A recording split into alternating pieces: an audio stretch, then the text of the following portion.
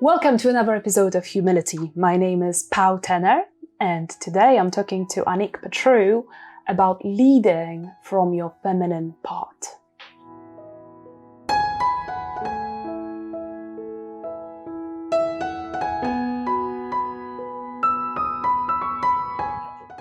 So these days, the whole topic of leading from your masculine versus leading from your feminine part is really, really important to me. And it's nothing to do with gender. I think both women and men have their masculine and feminine parts.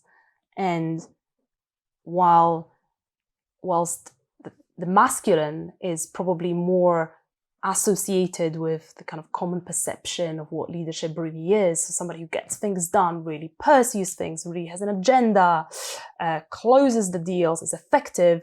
Probably the leading from the feminine side is something that's been a little bit left behind, but is equally, if not sometimes more important. And that's to do with allowing, it's to do with surrendering to a situation, it's to do with allowing a problem or a situation to solve you, to kind of rewire your system of beliefs other than kind of you going in and sorting something out. So yeah, I'm quite excited to be talking about this. I've probably known you since you started your business, Speakers Express, and I was a judge a couple of times and I liked it so much I decided to stay and actually train with you. But I remember that like when we first met and you told me afterwards, it was really funny, you actually didn't like me that. You weren't very impressed by this Pau persona. Tell me a bit more. I think maybe my friend Jo, Jo, maybe she was just telling me too much how amazing you are. And then we met at this Christmas party or speaking event, right? Yeah. And then there you were, I'm Paulina and this is me. And it's like, whoa, and the entire room knew. Yeah. You know, it was just a bit full on. And you have softened so much. And thank you. I prefer the new Pau. Thank you very much. Yeah, I think we've both changed. But when I look back, I definitely agree that part of my personality where I'm very bombastic and quite controversial and very visible, was very present in the past, and to a degree where I'd say often it felt, I mean, from a perspective that I've got now, it felt like I was using it to gain visibility for people to see me. And some people loved me, some people hated me or found me infuriating, but I was seen. And that felt safer, that felt better. So I know that because I didn't have that like inner stability and enough love for myself, I was looking for that externally. So it's so funny that you remember me like that. Yeah, but because I probably have been the same. Like you're allowed to mask all of those insecurities, right? Yeah. You just carry with yourself. No, you're very right. And I think that loudness and that kind of like big ballsy pow is very much on the kind of masculine leadership side of things. So it's kind of loud and boisterous. And there's nothing necessarily wrong with that. I think now that I look at my motivations and the fact that I really wanted to be seen, that was just me at the time. But I really appreciate that these days I have also the feminine side to balance it with. And I think similarly with you, or like after your burnout, I find you so much more in a kind of compassionate, nurturing presence. So kind of the feminine leadership qualities. And I also see how you work with speakers at Speaker Express and how that definitely shines from you, how that's kind of changed you from within. Would you say that that's the case? Yeah, and I think presence is a good word, because I feel when you're always loud, when you're always pushing, you're not actually very present because you're busy putting on a show. Yes. And I think that's really the key. You know, when I realized, wow, I don't have to push to be successful, I felt a lot more grounded and present in the moment. Yeah. Yeah. And maybe success is something that actually comes from the alignment with myself. It's not a show that I'm putting on. I know my own worth. I know the different parts of me, also the parts that still need love or still need hearing. And leading from that place of authenticity, I can actually feel successful. Is that what you experience? Yeah. Because I always thought I'm only successful when, and you said it right now, you know, it's like you can feel successful right now. Yeah. You just have to really realign what success actually means. Yeah. You know, for me, success is if I'm calm. Really? I feel like because I used to be so driven, and, you know, it probably nearly killed me, really. Yeah. It's terrible. And now when I feel calm and I feel centered, it's like, wow, that is what success feels. Amazing. Love it. I think you're so much aligned with yourself these days, and you're calmer, and the way you can listen and the way you look at your business, but also relationships and other things in life, it feels different, particularly since you had your burnout. So I'm wondering what changed for you, like how being in that, I think we both used to be very much in that masculine kind of push it, always own part. And things have changed for both of us. How do you feel your life has changed since you had your difficult time? Yeah, this whole, I mean, obviously now it's a blessing, right? But this whole burnout was probably the worst thing that ever happened to me. But I would, when we met, it must be very much at the beginning of my business. Yeah. And I would get up in the morning at 6 o'clock, you know, and it would be midnight and I would still be working, always pushing, always hustling. Yeah, and you were always on social media, like 24/7. Oh my God.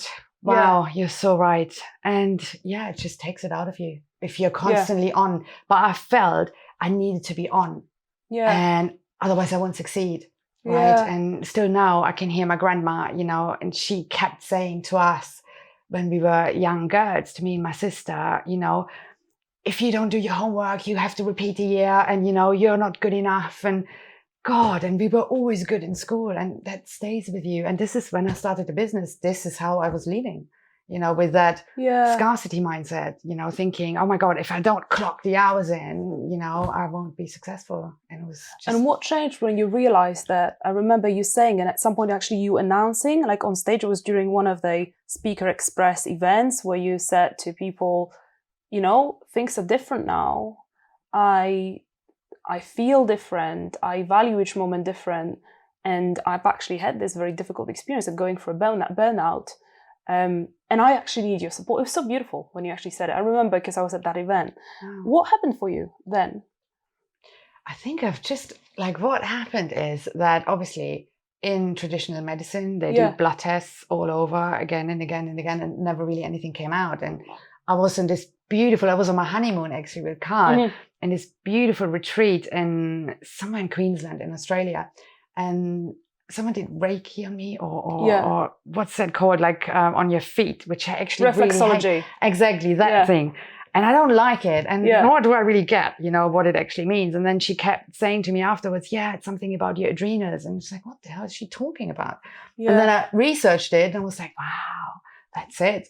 Right. And then I just started to slow down, and I went through a period of, you know, when you slow down and you just hate every second, you know, you think, oh, I'm a loser because I'm slow, or I'm a loser, I'm lazy. And that was a horrible period as well. But at some point it just, I don't know, you wake up in the morning, it's like, no one's going to die if you sleep till 9 o'clock. Yeah. Yeah. And I think. Or later sometimes. Yes. That's very much my experience. Yeah. And how difficult was it to actually accept that I am not only what I do and what I accomplish and how many hours I put in every day, but I am just the emergence, the process of sipping my tea and talking to you right now, as much as what I've done today and what I'm going to do tomorrow. How was it for you to change that identity from like doing to more being? It was painful, and it took probably 2 years, I have to say. Like there was this moment where I worked every Sunday and I really wanted to stop because it's stupid. Like now I take my weekends off, I take most Fridays off, right? Yeah. But it took me probably a year and a half, and my business partner actually was an amazing supporter, you know, and he just always kept saying, like, just look at the results. Yeah. You know, because I had a week where I was really ill and couldn't get out of bed, and the turnover was up, and I was like, hang on a minute, what is that? And that's actually all about the feminine. You know, when I read more into it's the whole receiving bit, and that was really, really beautiful. But I think it's also accepting support. You know, and that's hard, I find. So do you think as entrepreneurs, particularly in this kind of go-getter culture, like a London startup culture, very driven, very on, do you think we are generally crap at receiving because we believe that we're only going to get what we hustle for? It's self-worth. I must say I had that like really low, so I didn't value myself, you know, and I felt on days when I wasn't working, like I don't deserve it. Like, how can I just sit around and do nothing? Yes. And then everything within triggers, you know, all the stuff that it's bubbling in your subconscious, never coming to all the monsters you're suppressing. They suddenly come out to play, and painful. Wow. So do you think that many of us entrepreneurs are fundamentally driven by that lack of self-worth at the foundations and wanting to prove something to ourselves by doing all sorts of things that we're doing with our businesses and our projects? Not sure. I mean, I can't speak for everyone. Of course. You know, it's very individual to many people. But what I hear from a lot of women is that they have, like, we have this social media group with some other women. And this morning, someone posted saying, oh, my energy is really off and I haven't been feeling well, you know, and kind of like feeling really guilty. Oh, I'm so sorry. I haven't been on social media in 24 hours, right? Like we forget that we are very cyclical, especially as women, right? Like female entrepreneurs. And we forget that. Like, I'm really cranky at my special time of the month, and I shouldn't really do important business and what's meetings. the big deal about just saying, I'm on my period, I'm feeling like shit? Like, it's still weird to say that in business. Yeah, because for the fear of being judged for what is a natural process. Like, this is my fertility as a woman. Like, for God's sake. Are you talking about the self-care group on WhatsApp? No, or it's a different group. It's a different one. Because I remember when we started the self-care group, like the self-care challenge with a bunch of friends, which is still going. And I'm just wondering how the whole like ritual and awareness of how important self-care is, how has that changed how you show up in business? So I would never start a day without having set my intentions. I have this beautiful journal, and I love stickers. Please don't laugh. I'm like a bit like a 5-year-old. And I love put your like stickers and your colorful colors. stickers in, and you know, I love them and do a lot of drawing. Some people do a lot of journaling, but I find when I draw, I can express myself better. I don't need to do like, you know, hours of writing, but everyone's different. But I feel you're just more present with everything you do, and also like half your to-do list, if not more. Because at the end of every day, I would still feel shit about myself because such a pile would still be on there. Yeah. But one thing I often now do is if I finish the task, I just write 3 things I'm proud of, why I finished that. And that's every task, really? That's amazing. Not every task, I wish. Know that. But I do it at least once or twice a day, you know, because that really rewires, you know, your neural pathways. And again, as in like what you're grateful for about having done that task? Or? Totally. And also put some really good energy in it. So give me an example. Like, for example, this video. We finished this video, what you might write about it. Well, this video is enjoyable, but I do a lot of unpleasant things. Like, I don't know, you do some copywriting or you do some campaign writing, you know, I don't really enjoy that. Yeah. So all the tasks that are kind of like have a bit more of a dark energy around it for me, I do them first thing in the morning. Amazing. And then I just find something to be grateful for, that it's done and that I've done it. And, you know, most of the time, whenever I do something, I think as well, okay, who else could do that? Yeah. You know, so there are a bunch of things now we need to hire, you know, more people to be on the team. Yeah. And I noticed that kind of more and more, obviously it's probably easier for us women to talk about it, but I think that it's very much, we all have our feminine part. And I work with a lot of men, and your business partner as well are guys that are also strongly embodying their feminine part. And like, as you said, it's about receiving, it's about allowing for things to come. It's about being grateful. It's about being present. How does this feel doing this task? And even if it doesn't feel great, because let's be honest, you know, none of us believes in this love everything that you do. Malarkey. It's not. but being grateful for actually having the courage and the discipline to do it. So what else is feminine to you, like feminine leadership? What else apart from being grateful, apart from feeling what's present for you, apart from like learning to receive and to surrender? When else do you feel like, oh, right now I'm actually leading from my feminine part? I think like a big thing is building connections and partnerships. Yes. Like I never go into relationship building with the need of needing someone to receive back from that at that moment of time, right? Yeah. So for example, there's this amazing woman. She runs a lot of different events, and I've built a relationship with her for a year. Yeah. Not ever have I asked her to speak on their stage. You know, it's just, for me, I knew when the time is right, it will come up. She'll probably invite you just like that. Yeah. And she has. And now I have been on their stage so often. And right now, like we receive a lot of emails where people want to offer their services to us, you know, along the lines of, oh, I've just written a new book. Can I speak on your stage to promote it? And I would never do that, like ever. Yeah. Like you enter a new relationship and hello, what's your name? How are you? Like, you know, that doesn't even come up. They immediately ask. And that's women and men, you know, like a lot of women are very But that's maybe the more kind of masculine, kind of penetrative, kind of straight to the point, as opposed to focused on building a relationship. I really like that. Yeah. And I actually, before we started filming this, I overheard you talking to somebody who probably wanted to offer like an accounting services. Yeah. And it was just, I was like actually really moved when you said something like, I'm working with this person for years and years, but I really wish you all the best. Like, I was really moved when you said that, because I used to be a cold caller many, many years ago. Oh. And it just, you know, to have that just human touch, like this is just a person trying to make a living, doing something. And of course, it may not be relevant, but it's up to you whether you see it as a total waste of time and a reason to be annoyed. I probably said a really mean word when I hung up, because I was actually annoyed, but now But you didn't say that to them. Really reframe it now. You didn't say that to them. Yeah. To them, it sounded like you were really, really generous, because, you know, this person could have walked away from that phone call feeling like shit, feeling like I hate what I do, I hate myself. But they just thought, oh, like there's somebody there who just clearly doesn't want to use what we offer, but they wish me all the best, like on the human level, you know? So for me, that was like very, like a beautiful, like very human touch coming from feminine leadership. Yeah.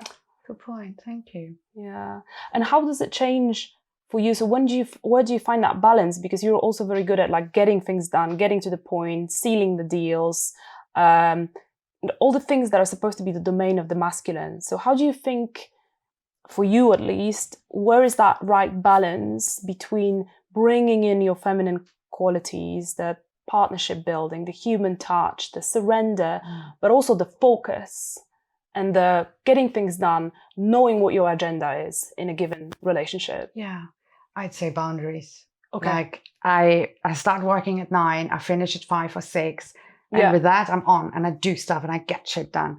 Yeah. But then 6 o'clock, no, like I go into my sweatpants, I take Roxy to the beach, and, you know, like I think that's the biggest thing I had to learn, you know, that if you have those times where you're off, it really starts calming you down. Otherwise, you're just running on cortisol. And I think for us women, I think when men run on cortisol and adrenaline, it fuels them even more. But I think for us women, it's quite destructive. We just like, I think it's short term for anyone, to be honest. If you're just in that kind of penetrative on getting things done, maybe men are sometimes better equipped to deal with it. But in the long term, I just think that the whole culture that's focused on those qualities, as opposed to the kind of wholesome awareness, holding space for yourself and for others, it's a very kind of short-term kind of thinking. You work obviously both with men and with women to help them find their authentic voice on stage. And I just so love and cherish your mission, and that it's, as opposed to kind of teaching you a particular blueprint, 5 steps to be the best speaker, it's really about finding the voice within, and that voice will be different for everybody, really.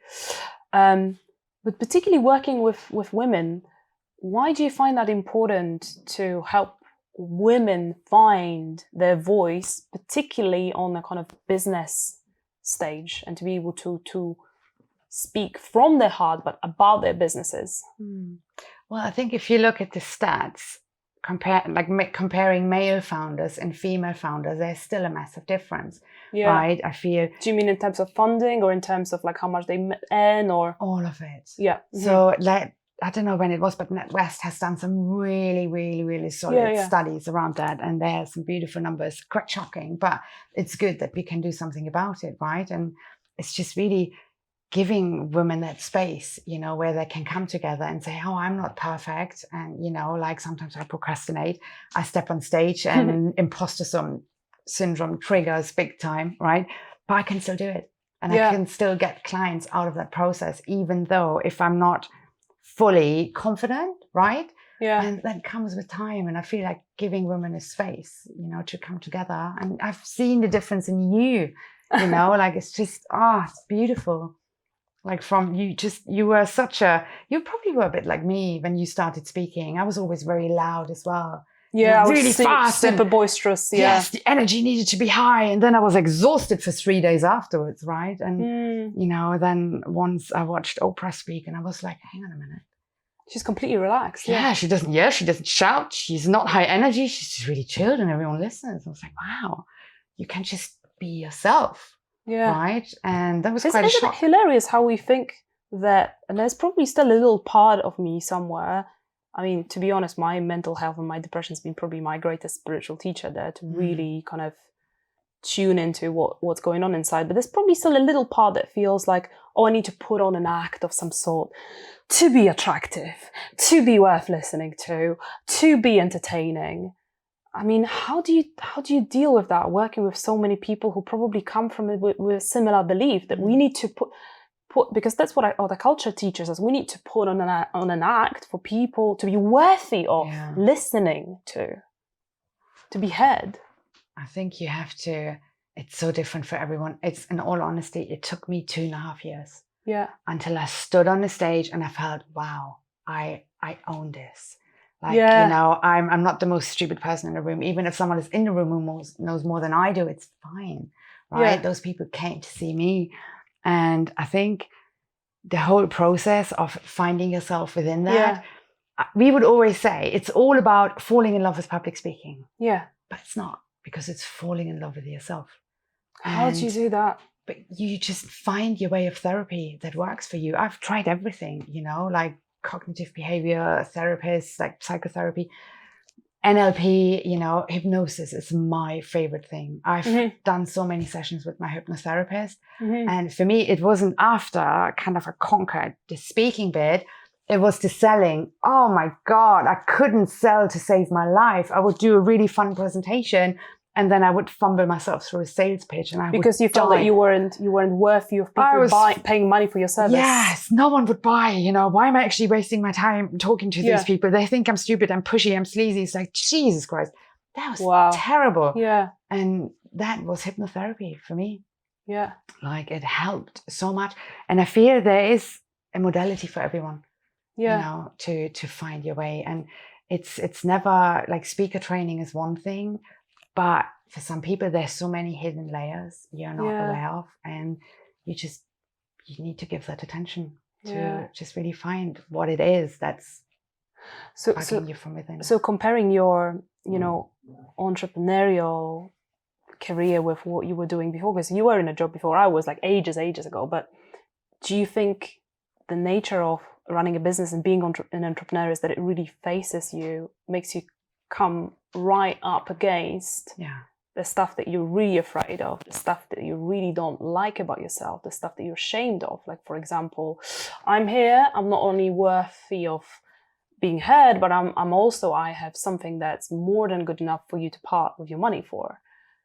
Is this what entrepreneurship has done for you? Totally. I always thought, and everyone else around me thought, oh, she's really confident. Yeah. I was the oldest, you know, with 3 of us. And I always had to sit at the front, and I always had to like do this and talk there. You mean with your siblings? Yeah. And just generally with my friends as well. And I got used to just faking that persona. Like, I'm tough, you know, German, like I'm made of steel. Yeah. And then when I came here to the UK, I went to this personal development event, and they just chiseled me right down. And I went through a period of, I don't know, feeling really low, depressed. And I was like, fuck, what's happening to me? I'm so insecure. Yeah. And I've always been, but I never gave that a voice. Yeah. So once I started listening to my insecurities, I could integrate it. That's beautiful. So how do you listen to the voice of insecurity within yourself? Also, saying that to all the viewers that have maybe that voice but are pushing it down, or even worse, feeling that voice shouldn't be there and not wanting to ever entertain it. How do you listen to your voice of insecurity within? I'd say, because it's really, really painful. And I think it's probably best doing with someone who can hold your energy, in that space, like someone who guides you, like a therapist. I don't know, I'm not a fan of therapy, really hypnotherapist, or, like shamanic work is really beautiful with that as well. I think because it is so frustrating, right? Yeah. And just talking to a friend, it doesn't sometimes help because you just go around in circles, right? But having someone really qualified to go right to the core of the pain and help you see it for what it is, instead of resenting it. Like I have so many people who come to me and they're like, I have this speaking gig coming up and, I feel so nervous and I just want those nerves to go away. And I was like, whoa, you just make it bigger. The more you resent it or the more you refuse actually experience it, it just takes over, and just being alone with your pain. Yeah. That's sad and painful and annoying, but it really works. Because with time, it just starts to fizzle out and you have a lot more clarity of, what it is actually really. So do you think it's mostly actually about giving it presence and attention, those really painful places inside of you? And it's that in time that heals it? Well, I think, to be honest, you can still get things wrong. That's what I always say. Like with things like that, they're so delicate to really seek professional help. And I'm still seeking, right? I'm always looking, for new people to work with because there are always new layers and it never stops. And I feel, I can't remember when, and you probably can relate to that. Like I had one of those moments where I realized, hang on a minute, okay, today I feel shit. I feel like a loser. I feel I have nothing that I have achieved I can be proud of, and then the next day you wake up and you're like, what was I on about? So sometimes you also have to see that your mind creates those illusions and, creates those monsters and then re-believe them. Yeah. Sometimes like distinguishing as well in between what's actually real and what are your fears, just making stuff up in your head. And today that you just rock up on stage and sometimes you speak in a big corporation and to many very intelligent and experienced professionals, why do you feel you're worthy to be listened to? Because I'm funny. Days? I'm probably the only funny German on stage. No, but seriously, what I would love to know that voice within you, because it also gives me permission to hear my inner voice telling me about my mastery. So first of all, I still get nervous. I can't help it. And I think I'm an introvert.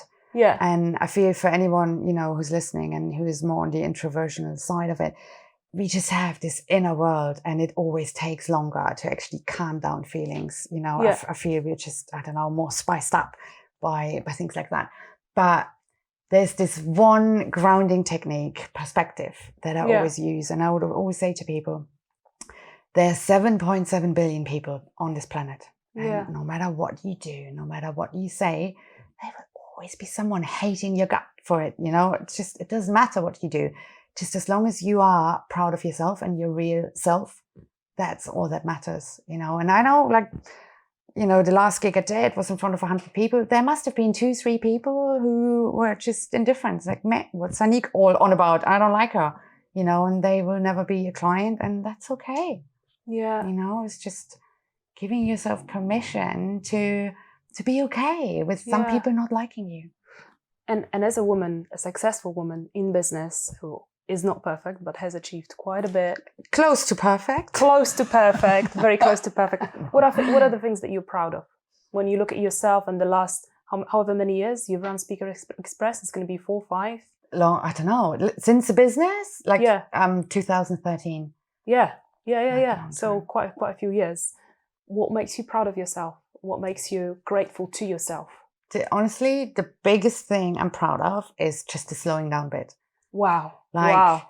Because I always used to be, we have achieved this turnover and, we have signed up that many people. And that is good, like, for tracking purposes. But if I had a speaking gig or I run a training and I laughed, the people in the audience laughed, we had a fun time, in addition to learning some good stuff, that makes me happy. That's what I'm proud of. And honestly, like I was thinking about this the other day, if I would, oh God, I hope, knock on wood, I hope it doesn't happen. But, if I now would walk in front of a bus because I'm stupid and I die, I'm done. Like I'm happy for there's still more to go, right? And more to do. But I don't know, it's just this feeling that it's done. There's more stuff happening all the time. But what are we always aiming for? Like it's just a lot more exciting just sitting here with you on the sofa and just, I agree. Just feeling fulfilled. Yeah. I spoke to James Routledge the other day and he said that sometimes he has a call with his co-founder and then he says to him, James, but we've already won. So it kind of reminds me of, so is that what happiness is to you? Totally. Just knowing that you're on the right path in life, you were doing the thing that contributes to the world using your talents. And therefore, if you die tomorrow, it's okay. But I don't want to die. Just like anyone hearing this. No, absolutely. I know. And anyone, I believe you've got a lot to contribute to the world. Way before it's your time to go. But is that what happiness is for you? Just knowing that you're on the right path? Or what is happiness? Just the feeling of not having to push. Wow. But allowing things to happen. I'm not perfect at this every day. But no, for sure. Some days you're just like, I don't know, you work and you finish your day and you're like, wow, I've done a lot today. Where in the past I would always feel like, shit, there's still so much to be done. So it's just looking at what is instead of looking at the pile of things still to do. That's, for me, that makes me happy. Really, and really this happy. feeling of not having to push sounds to me a lot like leading from your feminine part. And again, just to be clear, to all the viewers, this has nothing to do with gender. All of us have our, some call it yin and yang parts. I quite like calling it the masculine and feminine parts, but that goes for both men and women. And what you're talking about here, just knowing that you don't have to push, that there's nothing to push for, that you can just allow. Like to me, that's quintessentially feminine leadership. I love that. But I must say, it goes hand in hand. Like I know last week I've pushed. Yeah. And I think that's just the cycle of it, right? You have your phases where you just need to push.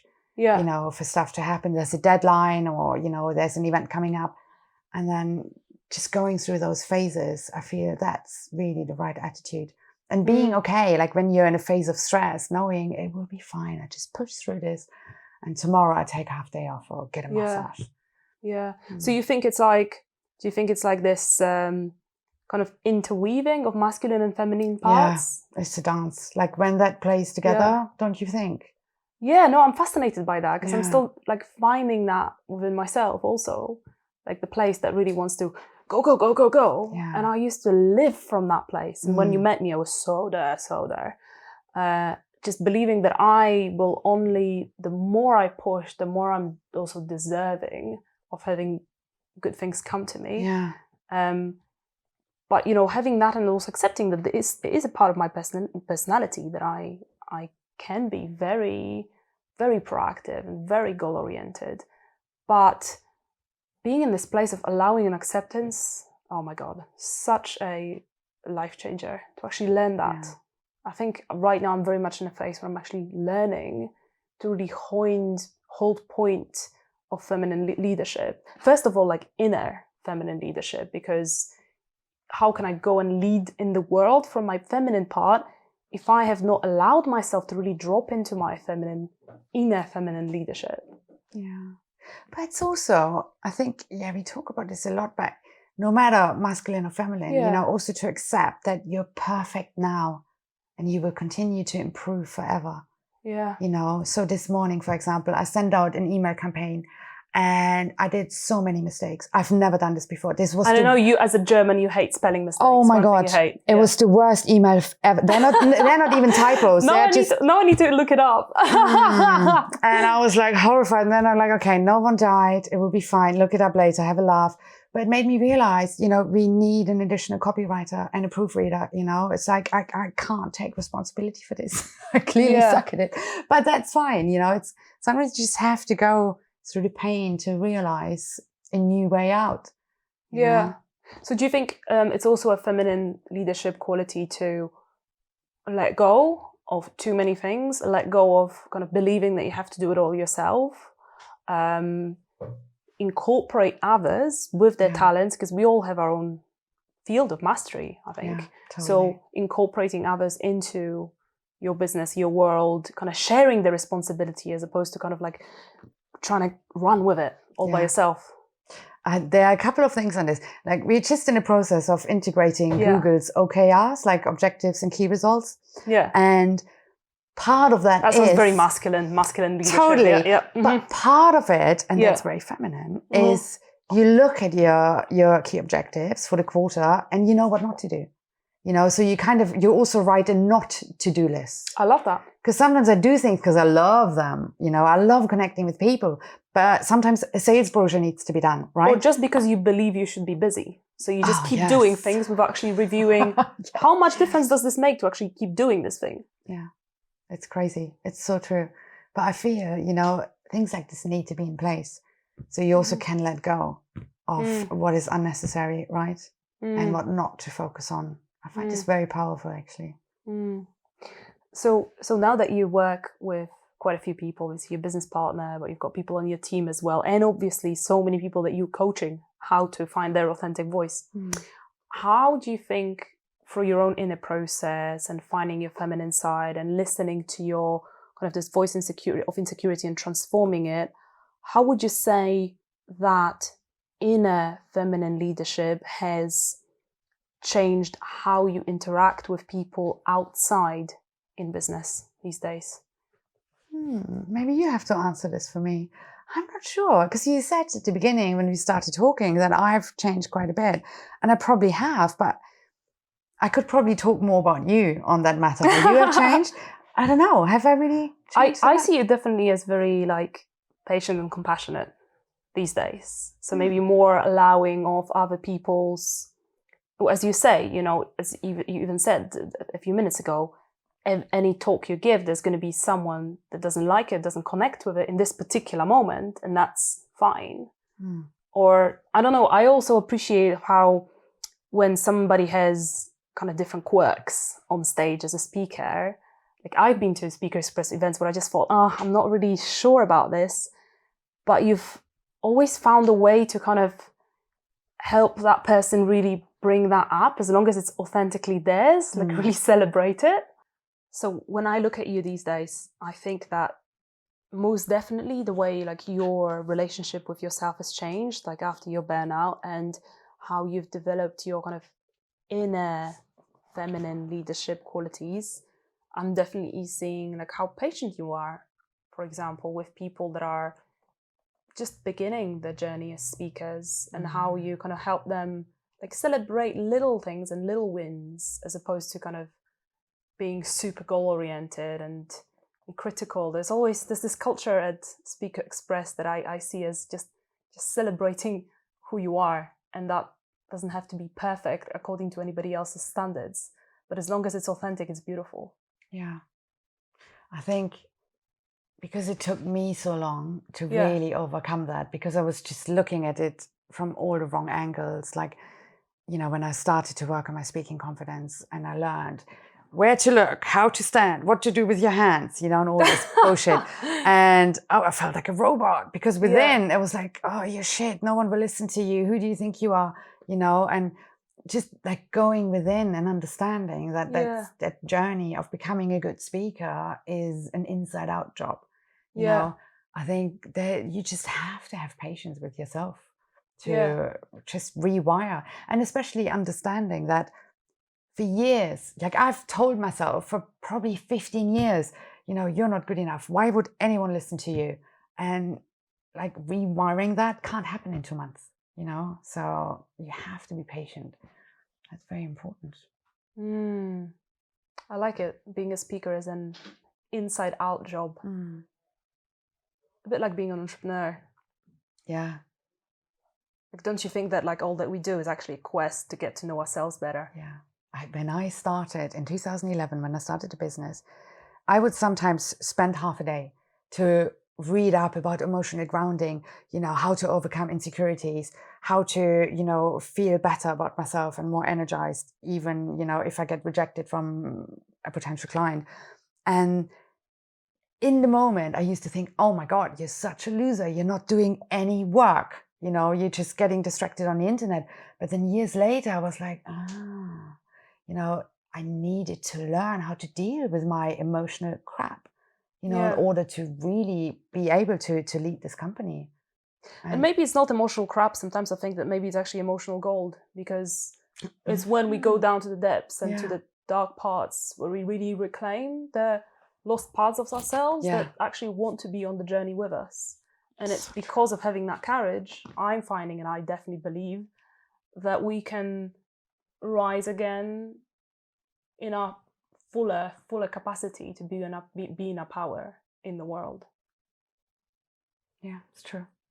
So, what advice would you give to people to find their authentic voice on stage, but also in their everyday interactions with people as entrepreneurs? First of all, knowing what triggers. You know, it's like, I mean, you don't always have to understand why you are the way you are, but it really helped me that I made up that story of not being good enough if I don't work hard and long hours. You know, so when I then would work hard and do long hours and I would slow down, I knew why that felt uncomfortable. You know, and if you just really understand what you're all about and what drives you, you know, your values are really important. I can't remember how this test was called, Strengths Finder or something like that. But my top thing is appreciation of beauty. I love beautiful things, you know. I love a beautiful, I don't know, cafe or a beautiful place to go. Like your house is very beautiful, you know. Thank you. That makes my day. And understanding when you have moments where you're doubting everything in your life, you know, to go back to somewhere that really, really grounds you, you know, and you nourishes you, right? Replenishes you. And you know what? Every time you reach a new level in your business, you feel like a beginner again, don't you? Oh, absolutely. Right? Yeah. So I remember, like, for us, it was always like, oh, we have to reach, or let's say, like, you know, once we have the VAT registration, you know, things will be different. And then we had it, and it's like, oh, new, you know, can of worms, and new problems come up, and they're always there, you know. So, but you were asking about things. What do you do in terms of, like, because you have done a lot of like searching, and you know, like, I find it's really inspiring just watching your journey. Thank you. I think I do my best to really trust like what's moving within me in the moment. So let's say there are moments that I experience quite a lot of fear, actually, which just not to do with the situation, but let's say a voice from the past. I do my best to actually give that voice space and allow it to be there in a given situation, but also I negotiate with it a little bit. So I'll find a moment to actually have a conversation about with my pain or my fear, and just say, okay, what do you need from me? Let's say, oh, I need to be seen. I really need you to hear me out. Great. I would love to give you as much space as I can. How can we work together?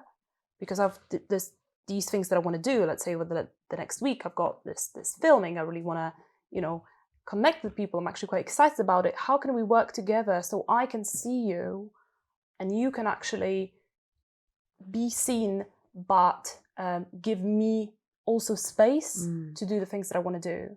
So it's like I see it a little bit as a conversation, maybe with my inner child or with a part of me that's sad, that wants to be noticed, that wants to be worked with, and doing a little bit of a negotiation with it, like based from love, but not maybe allowing it to run the show, but very much giving it space to show itself.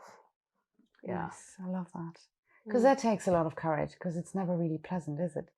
Yes, I think a journey of inner exploration is a journey of courage, Yeah. massively. And so I have so much courage I think for all of us who've started businesses, because it inevitably ends up being a journey of self-expansion, self-exploration, I think. Self-expression, yes, but also finding your limits, finding your darkness, finding your shadow, finding your weakness, and just being put up against it over and over again. I think it's much easier to hide in a job. Yeah, you're right. And it's so interesting because it's like it's always safe and secure in a job. Still, most people are bored and they don't like it, right? A couple of months ago, we're having like a discussion about like the future of the business, right? And then my business partner would say, oh, maybe, you know, one day we exit. Yeah. And then I never thought about this before. And I was like, no way ever will I start a company from scratch again. Yeah. I found it so difficult. You just up against everything, you know, you fear. And it's your responsibility making sure everyone gets paid, you know, that can be very scary. So no, I'm probably going to take this business, like, I don't know, until I'm 94. 94, brilliant. So when you're 95, we'll go on holiday together. Totally. Here's to entrepreneurship as a journey of courage, but also as a journey of learning to allow and accept good things into our lives as opposed to always just pursuing. Cheers.